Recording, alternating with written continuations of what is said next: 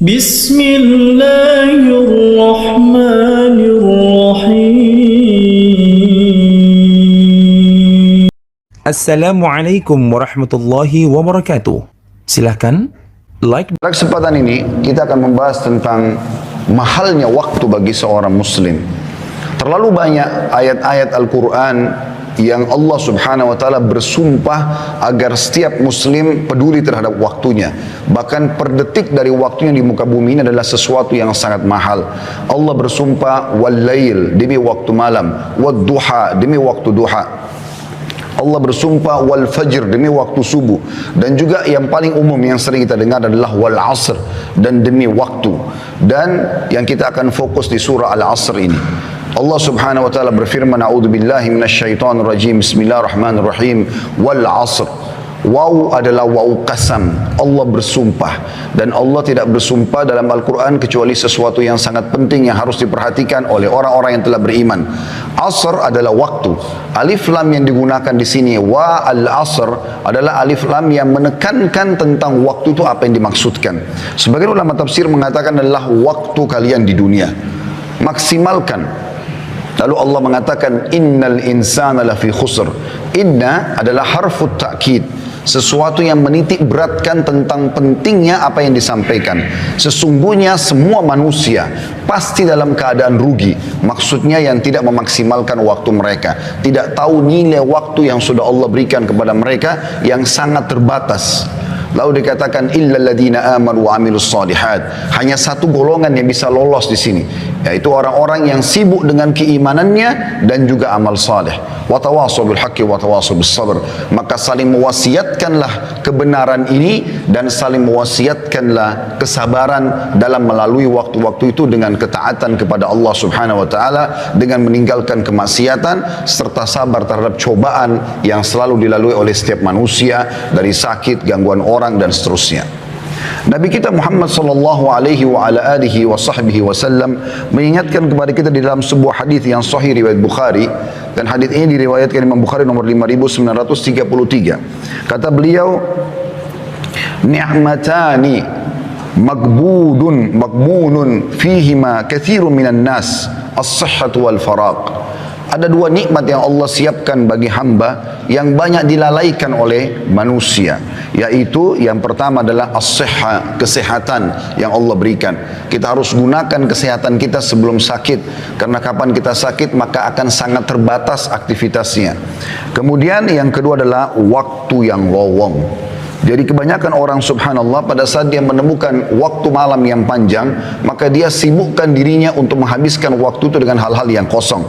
Atau siang yang dianggap panjang, maka juga dimaksimalkan dengan hal-hal yang kosong. Mungkin dengan hanya tidur saja, mungkin hanya dengan bersenda gurau, mungkin hanya dengan obrolan kosong, dan seterusnya. Padahal per detiknya waktu kita sangat mahal. Begitu ruginya seseorang yang menyia-nyiakan waktunya di dunia ini kalau dia tidak pakai untuk beribadah. Kata para ulama, kalau seorang mayit, sosok mayit diizinkan oleh Allah untuk hidup, maka dia dipastikan hanya ingin mengejar satu amal saleh. Apakah senyum dengan muslim, apakah sujud sekali, apakah membaca satu ayat, apakah berzikir dengan satu zikir, dan seterusnya. Ada hal-hal yang harus kita perhatikan tentang pentingnya atau urgensi waktu itu. Kenapa kita harus maksimalkan? Yang pertama, teman-teman sekalian, waktu adalah modal terbaik kita untuk mengejar apapun yang terbaik yang Allah janjikan di akhirat. Dan juga di dunia, pasti akan ikut prestasi-prestasi orang yang mengejar dan mengisi dengan hal yang bermanfaat. Hasan Basri rahimahullah berkata, ya ibna Adam, innama anta ayyamun, kullama zahaba yawmun zahaba ba'duk. Wahai anak Adam, kau ini hanya seperti waktu atau kumpulan hari saja. Setiap kali satu hari berlalu, maka hilanglah bagian dari dirimu. Juga diriwayatkan dari Umar bin Abdul Aziz rahimahullah, beliau mengatakan, innal laila wan nahar ya'malani fika fa'mal fihima. Sesungguhnya malam dan siang itu bekerja untukmu, dipersiapkan agar kau bisa memaksimalnya sebagai fasilitas di dunia ini. Siang untuk mencari pahala-pahala yang besar dengan beragam tentu ya, yang bisa kita kerjakan dari mencari rezeki, menuntut ilmu, sholat berjamaah dan seterusnya. Dan malam pun seperti itu, Allah siapkan untuk bisa beribadah kepadanya. Yang kedua, saudaraku seiman, urgensi waktu. Waktu sangat cepat berlalu. Imam Ahmad rahimahullah berkata, aku tidak menyerupakan masa muda kecuali dengan sesuatu yang menempel di lengan bajuku lalu jatuh. Selalu saja banyak orang sekarang mengatakan, kan masih muda, kan masih sehat, nggak masalah. Oh masih muda, pakai saja untuk ini dan itu. Selalu ada kesan masa muda harus dihabiskan dengan kemaksiatan. Sampai tidak dianggap atau dianggap aneh kalau ada sosok anak muda yang justru tidak mengenal rokok, minuman keras, pergaulan bebas. Atau mungkin ada orang yang tampan ataupun cantik. Aneh kalau dia berada di masjid atau dalam majlis ilmu atau menjadi orang-orang yang saleh. Padahal baginda Nabi SAW sudah mengingatkan, Inna Allah yu'jibu min syabin laisa lahu sabwa. Allah sangat kagum dengan anak muda justru yang tidak mengikuti hawa nafsunya. Justru di saat-saat muda itu, di saat sehat, kita maksimalkan untuk tunduk kepada Allah Subhanahu wa ta'ala. Itu adalah amal yang sangat luar biasa. Kita temukan para sahabat Nabi, Abdullah bin Abbas, Abdullah bin Umar, Abdullah bin Amr bin As, Abdullah bin Mas'ud. Kemudian banyak sahabat Nabi yang lain seperti Usama bin Zaid, Anas bin Malik, dan yang lainnya. Mereka justru tumbuh dalam ketaatan di masa-masa muda itu. Bagaimana pada saat Nabi SAW mengiklankan untuk perang Badar, justru mereka berada di saf-saf pertama di umur mereka yang masih 7-8 tahun. Dan mereka sengaja berada di depan saf, ya, sebelum orang-orang tua datang agar mereka ditunjuk untuk berperang bersama Nabi SAW. Apakah di zaman sekarang kita temukan ada umat Islam yang siap menghadapi peperangan kalau dipanggil di umur, tidak usah berbicara umur 7-8 tahun, mungkin di umur 30-40 tahun pun yang sudah mendekati masa-masa dekat kematian, apalagi 50-60 tahun, mungkin mereka masih berpikir beberapa kali untuk membela agama Allah Subhanahu Wa Taala. Ini semua karena tertanamnya keimanan dalam hati mereka. Seorang salaf yang lain bernama Amir bin Abdul Qais rahimahullah berkata, berbicaralah padaku, ada seseorang berkata padanya, berbicaralah padaku supaya aku bisa ambil manfaat darimu. Maka dia ucapkan kalimat yang mungkin harus direnungi baik-baik baru bisa difahami. Dia mengatakan, tahanlah jahannya matahari. Maksudnya, kalau kau bisa menahan waktumu, memaksimalkan waktumu untuk beribadah kepada Allah, maka lakukanlah. Dia bahasakan tahanlah matahari kalau kau mampu. Maksudnya matahari akan selalu terbit, akan selalu terbenam, waktumu akan berlalu. Kalau kau tidak maksimalkan maka akan hilang dari kamu. Juga Hasan Basri rahimahullah pernah mengantar jenazah, kemudian beliau sambil berzikir kepada Allah. Ditanya oleh seorang anak muda di sebelahnya, kenapa anda sedang berzikir wahai imam? Maka Hasan Basri cuma menasihati mengatakan, berzikirlah karena sungguhnya yang sedang kita antar sekarang sudah tidak bisa berzikir. Maka jangan tiba waktu teman-teman sekalian di mana kita menyesali semua itu. Abul Walid Al-Baji juga berkata rahimahullah, jika aku telah mengetahui dengan sangat yakin bahwa seluruh hidupku di dunia ini seperti 1 jam di akhirat, maka mengapa aku tidak bakhil dengan waktu untuk melakukan perkara yang sia-sia dan hanya kujadikan hidupku di dalam kebaikan dan ketaatan. Seorang ibu di zaman Nabi Nuh AS menangisi anaknya meninggal dunia di umur 60 tahun. Perlu kita garis bawahi, kaum Nabi Nuh AS umurnya ratusan tahun bahkan sampai 1000 tahun. Karena beliau sendiri berdakwah di kaumnya 950 tahun. Ini satu generasi. Maka ada satu ibu, anaknya meninggal di zaman Nabi Nuh AS, umurnya 60 tahun, ibu itu menangisi anaknya. Nabi Nuh AS lewat sambil berkata, kenapa kau menangis hai ibu? Kata ibu itu, anak saya meninggal masih kecil, kasihan, belum bisa merasakan dunia. 60 tahun pada saat itu umurnya. Maka Nabi Nuh AS mengatakan, hai ibu jangan kau tangisi anakmu, karena akan ada nanti kaum manusia seperti kita di akhir zaman, umur mereka yang seperti umur anakmu ini adalah umur yang tertua. Di zaman kita sekarang, kalau sudah 60 tahun kita anggap sudah ubanan, sudah tua, sudah lemah. Di zaman Nabi Nuh AS seperti anak 6 tahun. Apa kata ibu tersebut? Dan ini pesannya. Kata ibu tersebut, demi Allah wahai Nabi Allah, ya, kalau seandainya saya hidup di zaman itu dan Allah cuma memberikan saya 60 tahun, maka saya akan gunakan semuanya untuk sujud kepada Allah.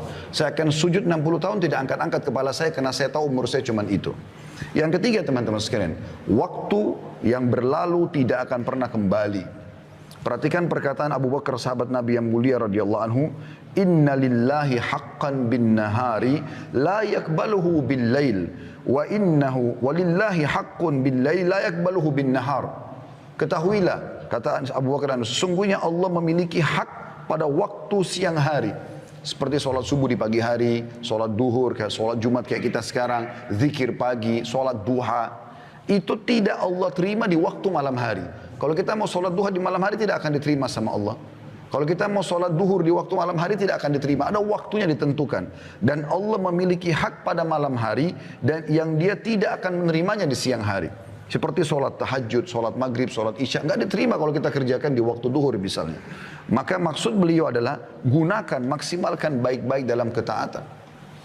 Hasan Basri juga berkata dalam masalah ini, beliau menggambarkan tentang para sahabat Nabi, bagaimana mereka sangat luar biasa menjaga waktu-waktu mereka.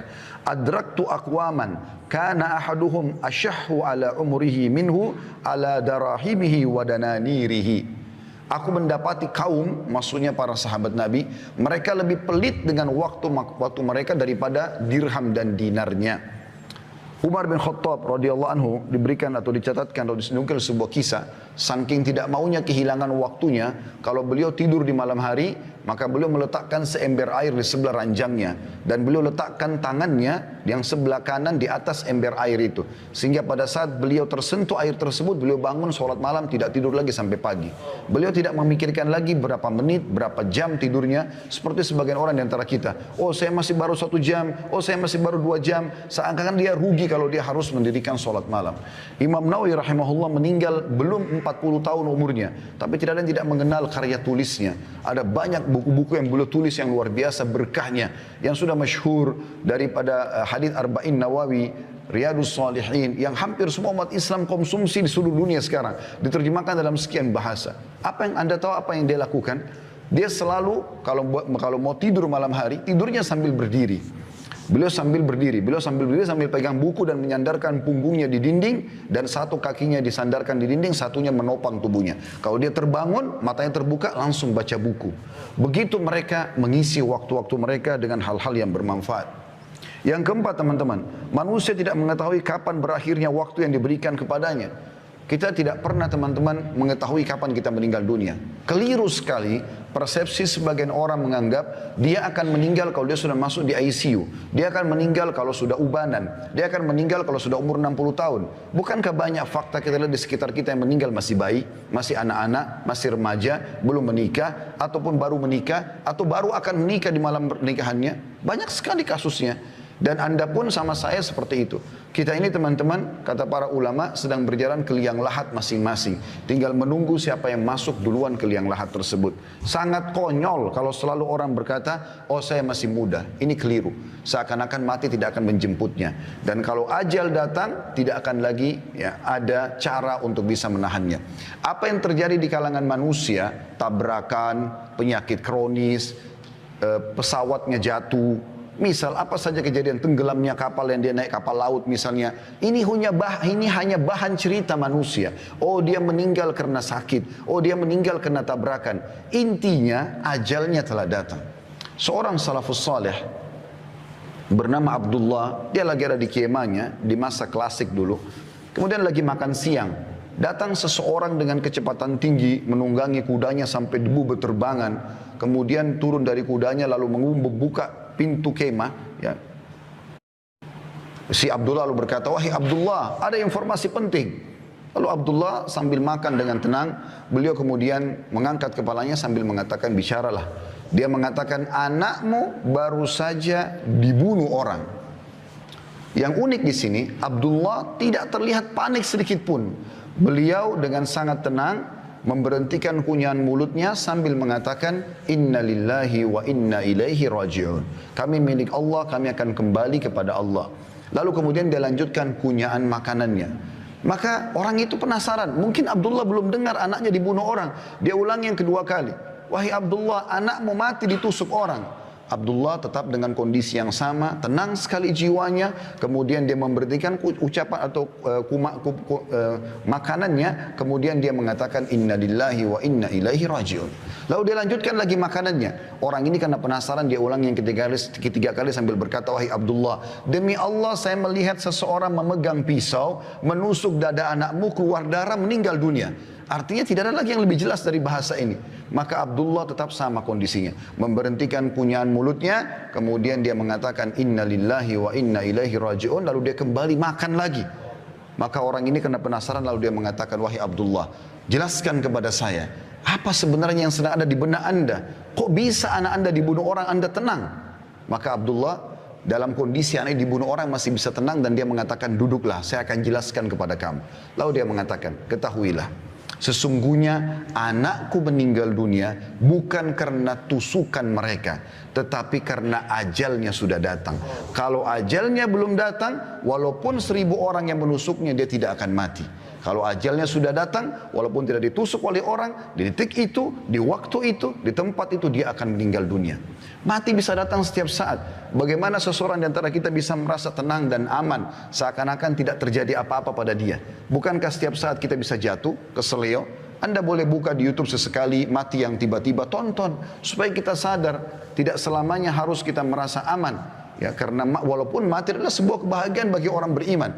Para sahabat Nabi Ridwanullahi alaihim, kalau ada seseorang antara mereka yang mau meninggal dunia, teman-temannya pada datang mengatakan berita gembira untuk kamu. Kok bisa orang mati dikatakan berita gembira? Maka dijelaskan, karena sebentar lagi kau akan bertemu dengan Allah, sebentar lagi kau akan bertemu dengan Rasulullah SAW, sebentar lagi kau akan terima balasan amal solehmu, sebentar lagi kau akan melihat surgamu. Mereka faham itu, tapi memang semasa hidup mereka maksimalkan untuk beribadah kepada Allah SWT, sehingga kematian jadi berita gembira buat mereka. Tapi kalau kita semua masih kurang dengan amal saleh, masih belum taubat, maka ini semua bisa berbahaya bagi dia. Karena kata Nabi SAW, kalau anak Adam meninggal dunia, terputus sumber pahalanya, kecuali dari 3 yang sudah masyhur: sedekah jariah, ilmu yang bermanfaat, atau anak saleh yang mendoakan. Artinya akan ada orang-orang yang bisa bertambah amalnya, tapi itu dibantu oleh orang lain, atau dia sudah menjadikan aset selama dia hidup. Ada kisah unik di Saudi beberapa waktu yang lalu. Seorang kaya raya, luar biasa peninggalan hartanya, ya. Seingat saya bisa bernilai sampai puluhan miliar uang itu, atau ratusan miliar uang yang ditinggalkan sama dia. Tapi dia karena selalu sibuk dengan bisnis sampai tidak sempat menikah, dan dia jauh dari kerabatnya. Ya, dia selalu memblokir dirinya, tidak bertemu dengan kerabatnya. Intinya, pada saat dia meninggal dunia, pemerintah Saudi, tepatnya pengadilan, itu menahan hartanya semua dan mencari tahu mana ahli warisnya. Ditemukan hanya ada 3 ahli waris pada saat itu, dan ini sepupu yang jauh, karena sudah tidak ada kerabatnya. Orang tuanya sudah meninggal, pamannya sudah meninggal semua. Tinggal ada 3 orang sepupunya dipanggil, dan mereka orang-orang susah. Pada saat datang ke pengadilan, ketiganya berkata kepada hakim pada saat itu, ada apa kami diundang? Ada pelanggaran kami lakukan? Kata hakim, tidak. Apakah kalian mengenal si fulan? Keluarganya meninggal tadi, yang orang kaya. Mereka bilang, iya, kami tahu dia, tapi mereka belum tahu kalau meninggal. Iya, kami tahu, cuman dia selalu menjaga jarak, tidak silaturahim dengan kami, tidak membantu kami tidak tahu beritanya. Kata hakim, dia baru saja meninggal dunia, dan dia meninggalkan harta yang sangat banyak. Saya tidak temukan, atau kami tidak temukan ahli waris kecuali kalian bertiga. Maka pada saat itu pun ditandatangani, mereka mendapatkan warisan yang tadinya miskin, langsung dapat puluhan miliar satu orang, tiba-tiba menjadi kaya raya gitu. Maka setelah itu mereka sudah mau keluar dari pengadilan, kata hakimnya, saya ingin memberikan ide sebentar. Ini pelajaran yang kita ambil. Saya ingin berikan ide kepada kalian. Kan kalian juga mendapatkan harta dari si mayit tanpa upaya apa-apa. Tiba-tiba kalian mendapatkan uang jutaan real, sekian puluh miliar, tanpa ada upaya apa-apa. Bagaimana kalau setiap orang di antara kalian mengeluarkan uang, kalau nilai rupiahnya masing-masing 1 miliar saja keluarkan. Jadi kalau dia dapat 30-40 miliar, 1 miliar tidak ada, kecil sekali. Keluarkan 1 miliar setiap orang, jadi 3 orang 3 miliar, kita bangunkan masjid buat si mayit. Supaya dia dapat amal soleh juga, sebagai balas juga kebaikan kalian kepada dia. Apa jawaban ketiga? Jadi ini kisah nyata teman-teman sekalian, ini bukan direkayasa. Ini jawaban bagi orang yang selalu berharap nanti ahli warisnya akan berbuat amal soleh buat dia, sehingga dia tidak banyakkan amal selama dia hidup. Ini kekeliruan. Belum tentu ahli waris kita mau berbuat baik buat kita. Mungkin pun kalau dia doakan sebulan sekali. Saya tanya jujur teman-teman sekalian hadir di sini, berapa kali anda doakan kakek anda dalam sehari? Berapa kali anda doakan kerabat anda yang sudah meninggal? Sebulan sekali kah? Setahun sekali kah? Awal kita meninggal, hari pertama, hari kedua, hari ketiga, hari ke-10, 1 bulan, 1 tahun masih dikenang. Setelah itu akan dilupakan. Maka yang tertinggal adalah amal yang anda kerjakan. Apa kata kerabat yang pertama? Dia mengatakan, saya punya utang banyak, saya mau lunasi. Ini cuma alasan, dia tidak mau bersedekah untuk si mayit, pemilik harta yang sebenarnya. Kemudian yang kedua juga mengatakan, saya sudah lama hidup susah, saya ingin hidup senang sekarang. Maksudnya saya tidak akan memberikan uang untuk bangun masjid itu. Dan kisah yang ketiga, ini yang jadi pelajaran kita, orang ketiga mengatakan, hai hakim, orang ini semasa hidup, kenapa dia tidak bangun masjid buat dirinya? Kenapa sekarang kami ahli waris yang harus membangun? Walaupun orang ini juga buruk karena tidak mau bersedekah, tapi kita ambil pelajaran dari situ. Ternyata amal-amal soleh yang terbaik adalah yang kita tanamkan sendiri selama kita hidup. Kalau kita berharap setelah kita meninggal ada yang berbuat amal soleh, itu sangat kecil sekali persentase yang bisa kita dapatkan. Kalaupun yang mengenang kita anak-anak, Allahu a'lam cucu-cucu dan cicit kita apakah masih mengenang kita atau tidak. Maka maksimalkan saudaraku seiman. Itulah sebabnya Hasan Basri mengatakan, Ibn Adam, iyyaka wat taswifa fa innaka biyaumika walasta bighadin fa in yakun ghadin fa in yaku ghadin laka fakun fi ghadin kama kunta fil yaumi wa illa yakun laka lam tandam ala ma faradta fil yaum. Yang artinya, wahai anak Adam, janganlah engkau menunda-nunda amalan-amalanmu, karena engkau memiliki kesempatan pada hari ini, adapun besok pagi atau besok hari belum tentu engkau memilikinya. Jika engkau bertemu besok hari, maka lakukanlah pada esok hari itu sebagaimana engkau lakukan pada hari ini. Jika engkau tidak bertemu dengan esok hari, maka engkau tidak akan menyesal atas sikapmu menyia-nyiakan waktu itu sendiri. Oleh karena itu teman-teman sekalian, kita harus memaksimalkan waktu. Tentu saya berharap agar Allah subhanahu wa ta'ala menjadikan saya orang pertama melaksanakan, bukan cuma mengucapkan tentunya, dan wasiat dalam masalah ini sangat banyak.